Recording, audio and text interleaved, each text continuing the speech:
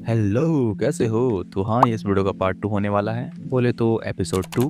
और आज की वीडियो में मेरे पास टाइम कम है क्योंकि हाँ, धरती पे ज़िंदा हूँ, लेकिन आज की वीडियो में टाइम इसलिए कम है क्योंकि आज हमें एपिसोड 2 और एपिसोड 3 साथ में कवर करना है। क्योंकि एपिसोड 2 में ज़्यादा कुछ बताने लायक है नहीं। इसमें हम मेन फोकस करते हैं कि क्रिएचर को घर में रहने की परमिशन कैसे मिलती है और उस शैडो वाले कॉन्सेप्ट का क्या काम था। मैं तुम्हें शॉर्ट में बता देता हूँ। वीडियो को स्टार्ट करते हैं बिना किसी देरी के।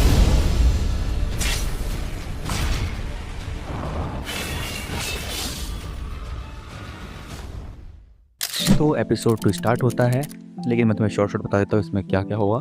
तो बेसिकली नॉरिन के घर में जो है पेट रखना अलाउड नहीं होता है, तो मॉम उसे पकड़ लेती है क्रिएचर को और घर से बाहर कर देती है।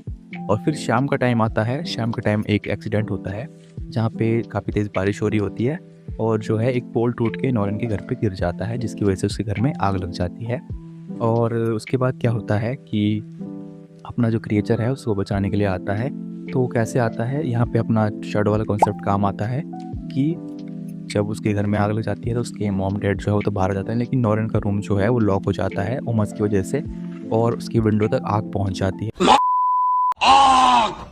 और आग की वजह से उसके वॉल पे उसकी शैडो बनती है और जो अपना क्रिएचर है वो टेलीपोर्ट करता है। हाँ, तो शैडो वाले कॉन्सेप्ट का मैं तुम्हें सिंपल बता दूँ तो नॉरेन की जो 2 शैडो बनी थी, वो एक शैडो जो है अपने क्रिएचर से जुड़ गई है, उस शैडो के थ्रू वो टेलीपोर्ट कर सकता है और नॉरेन का जो है रूप भी ले सकता है। तो ये था एपिसोड 2 और उसके बाद इसमें रहने की उसको परमिशन मिल जाती है। इतना ही था एपिसोड 2 में। हाँ, जानता हूँ काफ़ी छोटा है, लेकिन कह सकते हो ना कि एक शॉर्ट तरीके से मैंने तुम्हें बताया। तो वीडियो की लेंथ को देखते हुए एपिसोड 3 को स्टार्ट करना चाहिए। और मैं तुम्हें पहले ही बता दूं, इस एपिसोड को थोड़ा ध्यान से समझना क्योंकि इसके बाद ही पूरी स्टोरी चेंज होने वाली है। तो एपिसोड की शुरुआत होती है, संडे का दिन होता है और अपना प्रोटैगनिस्ट और अपना क्रिएचर आराम से सिटी घूम रहे होते हैं। तभी उनकी किसी एक बात पे बहस हो जाती है और दोनों अलग अलग रास्तों पे चले जाते हैं। अपना प्रोटैगनिस्ट एक प्लेग्राउंड के पास आके रुकता है। वहाँ से उसे कुछ आवाज़ आती है एंड जैसे ही वो उसकी तरफ कदम बढ़ाता है और प्लेग्राउंड में एंटर करता है, उस पर सडनली एक ब्रूटल अटैक होता है, जिसके बाद वो ज़मीन पर गिर जाता है एंड उसका काफ़ी सारा ब्लड भी निकलने लगता है। वो पीछे मुड़ के भागने की कोशिश करता है, लेकिन वो भाग नहीं पाता है।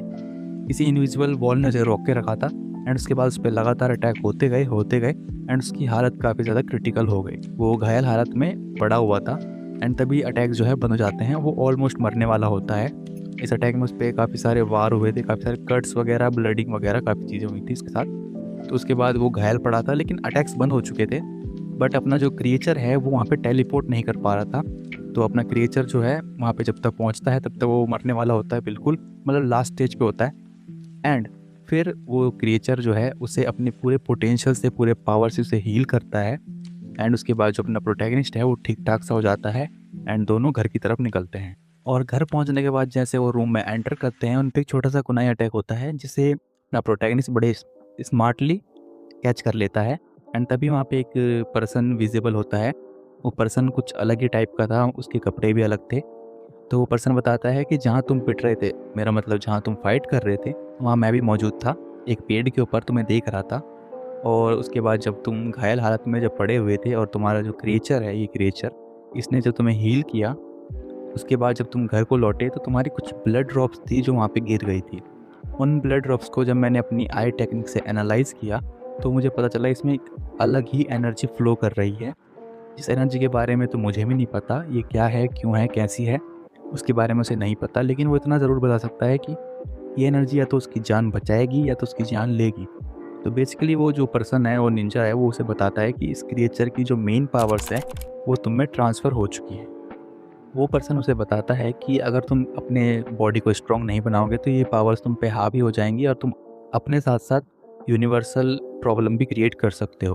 तो ऐसा कुछ बताता है एंड उसके बाद अपना प्रोटैगनिस्ट थोड़ा घबरा जाता है और वो उसे बोलता है कि हम इसे ठीक कैसे कर सकते हैं। तो पर्सन उसे बोलता है कि हम इसे ट्रेनिंग से ठीक कर सकते हैं, निंजा ट्रेनिंग से ठीक कर सकते हैं। और उसके बाद वो अपने जेब से एक स्टोन निकालता है और उस स्टोन को अपनी स्वॉर्ड से तोड़ता है। तो नॉरेन के रूम में एक पोर्टल बन जाता है।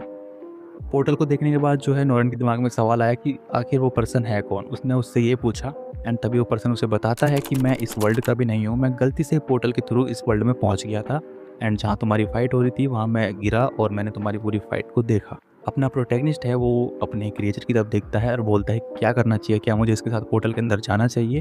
तो क्रिएचर बोलता तू है कौन? है कि अगर इसकी बात में थोड़ी सी भी सच्चाई है तो तुम्हें जाना चाहिए, क्योंकि इस पे तुम्हारी जान का खतरा है।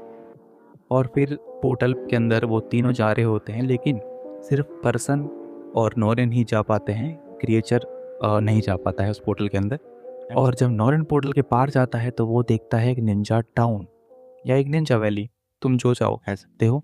एंड इसके बाद जो पर्सन है, अरे सॉरी मैं तुम्हें पर्सन का इंट्रोडक्शन देना तो भूल ही गया। तो पर्सन का नाम है अराशी, जिसका मतलब होता है स्ट्रोम, और स्ट्रोम ही होता है, यस।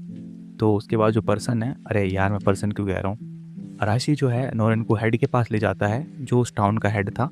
एंड उसके पास ले जाता है एंड वो टाउन के हेड को बताता है सारी सिचुएशन क्या क्या है। एंड टाउन का हेड उसे बोलता है कि हाँ ठीक है हम तुम्हें ट्रेन करेंगे, लेकिन जो तुम्हें ट्रेनिंग देगा वो अराशी ही देगा। तो नॉरेन जो है मना कर देता है, क्योंकि अराशी और नॉरेन की बनती नहीं है। नॉरेन उसे मना करके अपने पोर्टल से वापस अपने रूम में आ जाता है। एंड सारा दिन सोचने के बाद उसको काफ़ी सारे नेगेटिव थॉट्स आते हैं अपने बारे में, जो उसको पुरानी बातें याद आती हैं जो अराशी ने उसे बताई थी कि कैसे तुम अपने लिए प्रॉब्लम बन सकते हो। एंड मैंने तुम्हें कहा था ना, सेल्फिश और एकदम एंटी हीरो क्वालिटी वाला आदमी ना अपनी जान के पीछे पड़ा होता है कि मेरी जान बच जाए बस। तो उसके लिए फिर वो हाँ कर देता है वहाँ जाके। एंड डिसाइड होता है कि उसे रोज़ आना है पोर्टल के थ्रू ट्रेनिंग करने, एंड शाम को वो घर जाएगा। अब यहाँ पे एक ट्विस्ट और है, जब वो वहाँ पे ट्रेनिंग करने जाएगा तो उसकी जगह एक जो अपना क्रिएचर है वो उसकी जगह संभालेगा, क्योंकि मैंने तुम्हें कहा था शैडो वाले कॉन्सेप्ट के हिसाब से वो उसका रूप भी ले सकता है। तो वो उसका रूप लेके उसकी कमी पूरी करेगा वहाँ पे।